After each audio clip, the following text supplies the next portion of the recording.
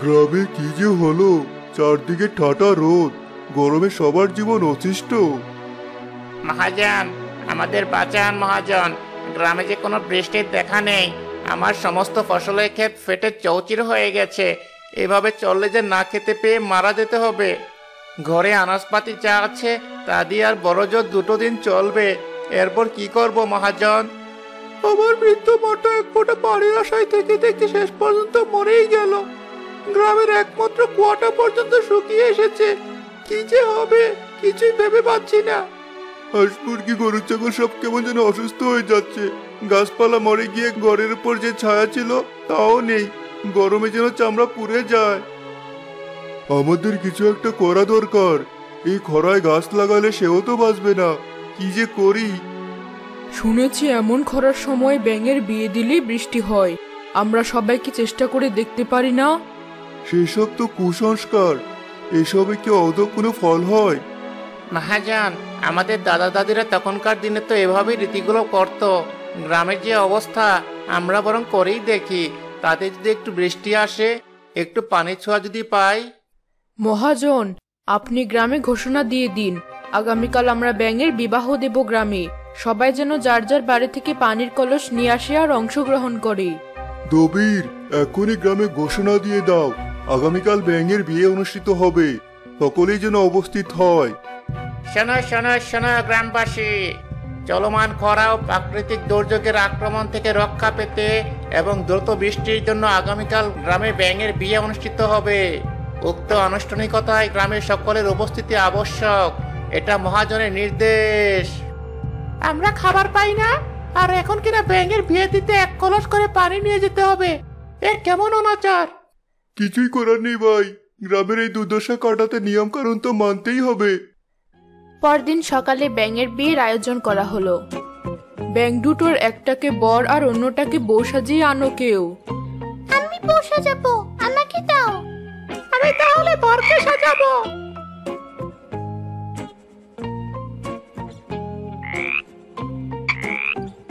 বর বউ তৈরি হয়ে গেছে, আমরা এবার বিয়ে দিতে শুরু করি।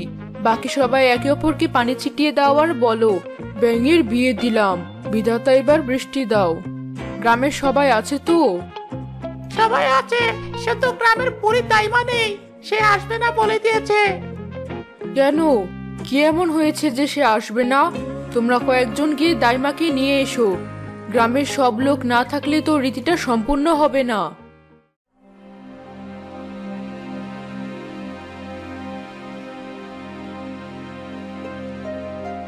দাইমা, আপনি ঘরে বসে আছেন কেন? গোটা গ্রামের মানুষ সবাই ব্যাঙের বিয়েতে অংশ নিচ্ছে, অথচ আপনি এখানে চুপচাপ বসে আছেন। আপনি কি চান না গ্রাম খরামুক্ত হোক? অবশ্যই চাই, কিন্তু আমি জানি এসব রীতি করে কোনো উপকারই হবে না।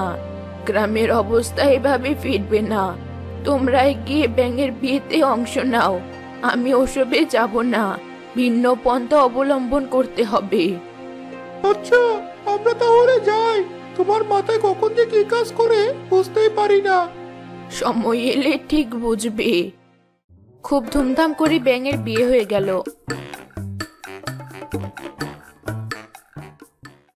সেই তো খুব গঠা করে আমরা ব্যাঙের বিয়ে দিলাম। বৃষ্টি তো এলো না। কত কত আনাজপাতি পানি খরচ করে সেই বিয়ের আয়োজন করলাম। বৃষ্টির তো কোনো দেখা নেই। আজ এতগুলো দিন হয়ে গেল। একটা রীতিতে বৃষ্টি হয়নি তো কি হয়েছে? আরো কত রীতি আছে, আমরা সব রীতিগুলো পালন করব। তাতে যদি একটু বৃষ্টি আসে, গ্রামটা একটু শীতল হয়। ব্যাঙের বিয়ে দিয়ে তেমন কোনো পরিবর্তন তো হলো না আবহাওয়ার। এবার কি করবেন আপনারা ভাবছেন সকলে? চাল ধোয়ানো রীতিটা করলে হয় না? সে আবার কেমন রীতি? দেখুন, এসব রীতি রেওয়াজ করতে গিয়ে কিন্তু এই অভাবের মধ্যেই প্রচুর শস্য আর পানি অপচয় হচ্ছে। এই ব্যাপারটা মাথায় রাখছেন তো? মহাজন, একবার যদি কোনো একটা রীতিতে উপরওয়ালা সন্তুষ্ট হয়ে যান, এরপর কত বৃষ্টি কত সবজি শস্য হবে তার হিসাব কেউ রাখতে পারবে না। তার জন্য রীতি অনুসরণ করায় কার্পণ্য করা ঠিক নয়। অনুগ্রহ করে অনুমতি দেন মহাজন। ঠিক আছে, সে না হয় দিব, কিন্তু এটার জন্য করতে হবে কি? গ্রামেরই একদল ছেলে মেয়ে গ্রামের সকল বাড়ির দরজায় দাঁড়িয়ে বলবে, মেঘের পানি মেঘের পানি, চাল ধুইয়ে ফেলো পানি। তখন গেরস্ত বাড়ির কেউ একজন বাড়ির চালে উঠে ওপর থেকে পানি গড়িয়ে দেবে, আর ছেলেমেয়েরা চালের নিচে দাঁড়িয়ে সেই পানিতে ভিজবে। এভাবে তারা পুরো গ্রাম ঘুরবে। কিন্তু এতে আদৌ কি কোনো লাভ হবে? এমন করে কখনো কারো সমস্যার সমাধান হয়েছে? নিশ্চয় মহাজন, আমাদের পূর্বপুরুষদের রীতি এসব, কি করে বিফলে যেতে পারে? আপনি অনুমতি দিন। ঠিক আছে, গ্রামের কল্যাণের স্বার্থে আমি অনুমতি দিলাম। আপনারা রীতিটা করুন। মেঘের পানি, চাল ধুইয়ে ফেলো পানি। এই নাও, ফেললাম পানি, মনে সুখে ভিজে নাও।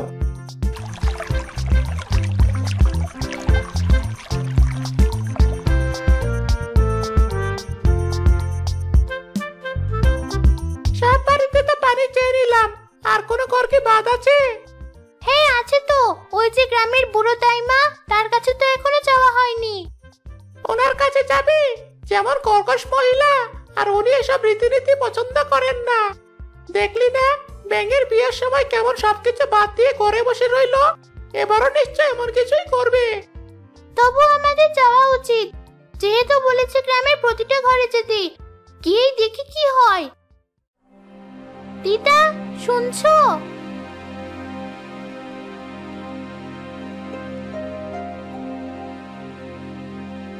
কি চাই তোমাদের? এই অবেলায় আমার দরজায় কেন? মেঘের পানি, চাল ধুইয়ে ফেলো পানি। দিদা, এখন চালে উঠে আমাদের গায়ে পানি ফেলো। এই রীতিটা করলে গ্রামে বৃষ্টি হবে। বোকা ছেলে মেয়ে, এটাই কিছুই হবে না। আমি তোদের কত করে বলছি, এসব রীতিনীতি দিয়ে বৃষ্টি হবে না। শুধু শুধু এসব করতে গিয়ে তোমরা জমানো পানি, খাদ্য নষ্ট করছো। খুব শীঘ্রই জমানো সব পানি শেষ হয়ে যাবে, তখন কি হবে? দিদা, তোমার সাথে কথায় পারা মুশকিল। দেবে না বললেই হয়, শুধু শুধু এত কথা বলার কোনো প্রয়োজন ছিল?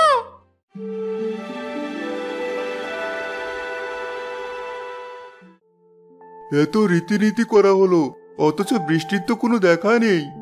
আমার মনে হয় আমাদের একবার বুড়ি দাইমার পরামর্শ নেওয়া উচিত। উনি প্রতিবারই বলতেন এসব রীতি দিয়ে কিছু পরিবর্তন হবে না। আমাদের তো শোনা উচিত উনি আসলে কি জানেন। জি মহাজন, শোনা উচিত আমাদের। দাইমাকে ডেকে আনো দবির।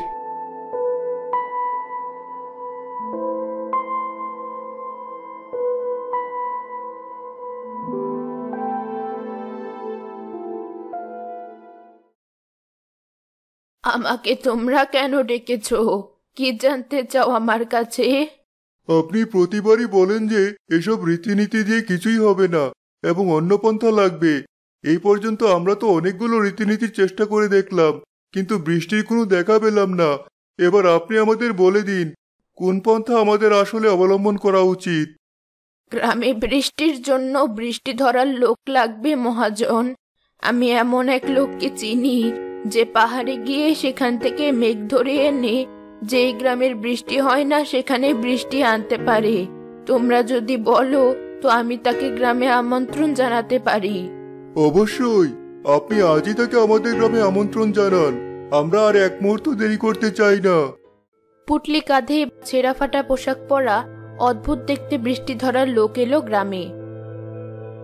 আমি যখন এসে গেছে, দেখবেন উপরওয়ালার ইচ্ছায় দুদিনের মধ্যে বা কিছুক্ষণের মধ্যেই পুরো গ্রামে বৃষ্টিরা ছুটে আসতে শুরু করবে। মেঘ ধরে আনবো পাহাড়ের দিক থেকে। আমি তাহলে পাহাড়ের দিকে রওনা করি। নিশ্চয়, আপনি আপনার কাজ করুন। আমরা অধীর আগ্রহে আপনার জন্য অপেক্ষা করে থাকবো। এই লোকটা অদ্ভুত দেখতে না? সে কি আদৌ কিছু জানে? কেমন যেন একটা ভয় হচ্ছে। পাহাড়ের নিচে সে কিসব মন্ত্র পড়ছে আর কিসব জিনিসপত্র ছড়িয়ে ছিটিয়ে রেখেছে। লোকটা কোনো জাদুকর নয় তো? তোমরা বর্ষা রেখে একটু দেখো না। নিজেরা রীতিনীতি তো অনেক করলে, তাতে কি কিছু হলো? ভরসা রাখো, আমার বিশ্বাস এই লোকই পারবে, যেহেতু দাইমা তাকে ডেকে এনেছেন। আরে, আমাদের হাতে বৃষ্টি ফোঁটা পড়ছে, তার মানে এই ভণ্ড নয়। সে জানে কিভাবে বৃষ্টি ধরে আনতে হয়। আমাদের খরা কেটে গেছে। চলো সবাই,